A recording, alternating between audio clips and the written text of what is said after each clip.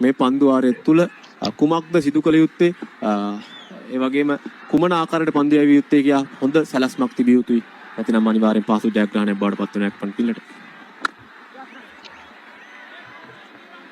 එක ලකුණක් පහසුවෙන්ම ලබා ගන්නවා. වගේම ජාලිය මේ ඉබ්‍රාහිම් සඩ්රාන්ගේ ඉනිම හොඳින්ම කියාපානවා මේ 20යි 20 තරඟ රටාව කියන්නේ අර හැම පන්දුරම ලකුණු ලබා ගැනීම නෙමෙයි. විශේෂයෙන් ඉනිමක් හඹා යද්දි නැත්නම් ලකුණු සංඛ්‍යාවක් හඹා යද්දි Tamanගේ ඉනිමක් ගොඩනංවන ආකාරය පිළිබඳ සෑහෙන්න දේවල් ගන්න පුළුවන් ඉනිමක් ලෙස මේ ඉබ්‍රාහිම් සඩ්රාන්ගේ ඉනිම නම් කරන්න පුළුවන්. පන්දු 11කින් ලකුණු 13ක්. අවසන් පන්දු ඕරය අහිමි වීම ශ්‍රී ලංකා කණ්ඩායමට විශාල පාඩුවක්. හොඳ පන්දුවක්. වේග පන්දු යවන මතිෂ පාලනය කළ අනූර් රහමත්. ඉතාමත් හොඳ පන්දුවක්. අපි කතා කරා. ඔව් මෙවැනි වේගයෙන් පන්දු යවනවා නම් ශාරීරිය තුලට නැත්තම් ශාරීරිය කෙලින් නැත්තම් අඟල් 9 පරතරය තුලට පන්දු යවිය යුතුයි. එවර එය සිදු වෙනවා හොඳ පන්දුවක්.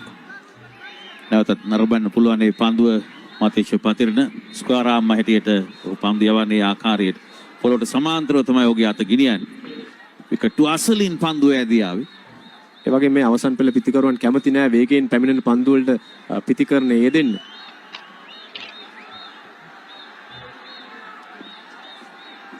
දැවී ගියා කෙලින්ම පන්දුව කඩොල්ලේ වදින්නේ නූර් අහමඩ් ක්‍රීඩා පිටියේ නිවත් කිරීමට සමත් වෙනවා මතිෂ පතිරණ. යලි තරගයට අවතීර්ණ කරනවා ශ්‍රී ලංකා කණ්ඩායම රංගිරි දඹුල්ල ජාත්‍යන්තර ක්‍රිකට් ක්‍රීඩා පිටියේ ඇෆ්ගනිස්තානයට එරෙහි. අපි කතා කරපු කාරණය මෙවැනි ආකාරයේ වේගයෙන් පන්දු යවනවා නම් මෙවැනි අවසන් පෙළ පිතිකරුවන්ට යවිය යුත්තේ කඩුල්ල කෙලින්. පැයට කිලෝමීටර් 150ක වේගයක් මේ පන්දුව තුල තිබෙනවා. මෙවැනි ආකාරයේ පන්දු වලට මුහුණ දෙන්න මේ පසුපෙළ ක්‍රීඩකයන් කැමති නැහැ. ඔවුන් සැහැන්න අවධානමක් තියෙනවා එවැනි ආකාරයේ පන්දු වලට මුහුණ දීම. එය ඉතාමත් හොඳින් සිදු කරා.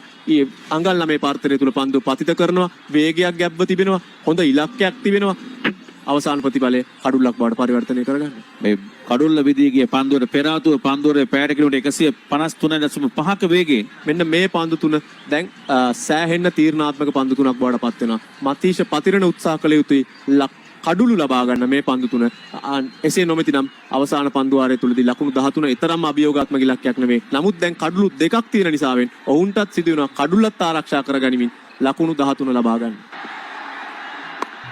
හොඳින් තමාගේ පායින් දෙසින් වැටෙන පන්දුව ස්ථානගත කරමින් ලොං ලෙග් කලාම්පේට එක ලකුණක් ලබා ගන්න. තවත් ඉක්මන් ලකුණක්. මතිෂ පතිරණ උත්සාහ කළ යුතුයි කඩුල්ලක් දවාගෙන මේ තරඟයට නැවතත් අවතීර්ණ කරන්න. මේ තීරණාත්මක පන්දුව මතිෂ පතිරණගේ දැවී ගියා නවිනුල් හක් ක්‍රීඩා පිටියේ නිවත් කිරීමට